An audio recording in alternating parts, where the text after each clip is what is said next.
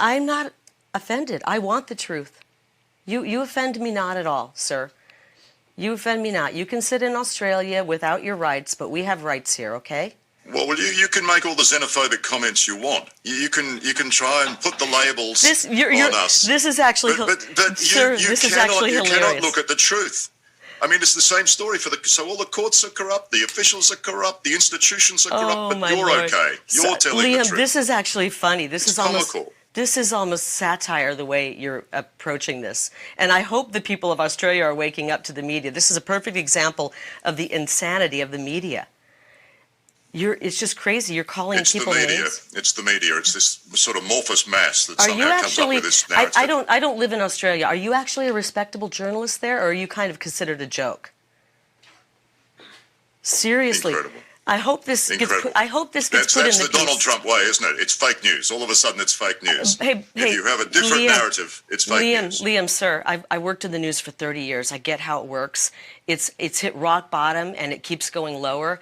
I don't know if you have viewers who still watch, but here in America, people are tuning out the corporate media. Really? Yeah, they are. They really are. Yeah. Sorry to tell you that.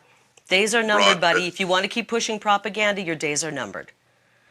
And I don't know. We're pushing propaganda. Oh, That's my rich. gosh. If you can't see it, sir, then you're even more brainwashed than you could imagine. And I feel for the people of Australia.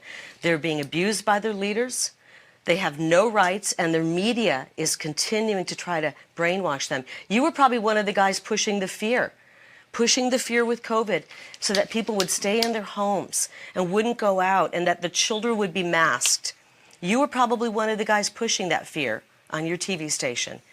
And I'll tell you what, the masking of children and the torture of the people are never going to forgive you for that, and they're never going to forget. See, this is what Donald Trump does, doesn't he? This is what Donald Trump does, straight out of his playbook. Liam, he attacks the personal. You attack the personal if you don't like the real truth. Liam, it was a pleasure meeting you. This has just become comical. I'm leaving. Actually, thank you for giving me a good laugh, because you actually make some of the crazy reporters and people at CNN look almost respectable. So thank you, sir. Appreciate your time. Thank you, Kari. It's been a pleasure.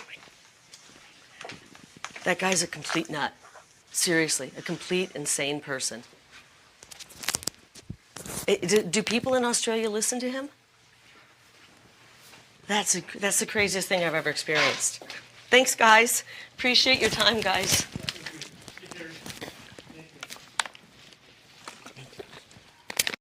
This behind-the-scenes video of Kari Lake is awesome. She is so amazing when it comes to ripping the mainstream liberal, self-righteous, elitist, corporate press and journalists like this Aussie man who think that they're you-know-what don't stink and thinks that everything he says is the God's honest truth, when in reality he is just a propagandist and a stenographer for the regime in Australia, just like our mainstream corporate press are propagandists and stenographers for our Democrat Party and the Biden regime.